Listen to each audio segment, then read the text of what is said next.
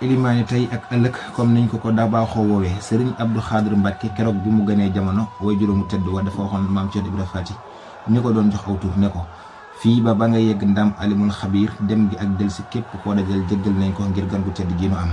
Serigne Abdou Khadre Mbacké di leer ki Cheikhuna Ahmadul Khadim ak soxna Aminta Bousso mooy gënee jamono fii ci ndam alimul xabiir atum 1914. Serigne Abdou Khadre Mbacké Serigne Dame Abdourahmane Lo moo ko jàngal ginnaaw bi mu dem ci Serigne Mat Dem ngir yaatal am njàngam. Serigne Abdou Khadre Mbacké comme niñ ko baaxoo woowee ilimaanu tey ak ëllëg musul tardé jumaa yi Touba ji nga xamante ni moo ko daan jiite di rëpp li mu fi nekk lépp lu dul bi mu demee Makkatal Mukarram. Serigne Abdou Khadre Mbacké sanc Bagdad di liggéeyal ko jur mu tedd wa liggéey bu am solo ci jàngale ak yar. Serigne Abdou Khadre Mbacké wuutu magam ju baax joojee di Serigne Abdoul Ahad Mbacké en 1988 ci xalifa borom Touba gi waaye jóge fii tamit dem fukki weer ak benn ci ginnaaw bi Serigne Abdou Khadre Mbacké yàlla ñu ko saabar subhanahu wa taala fayal la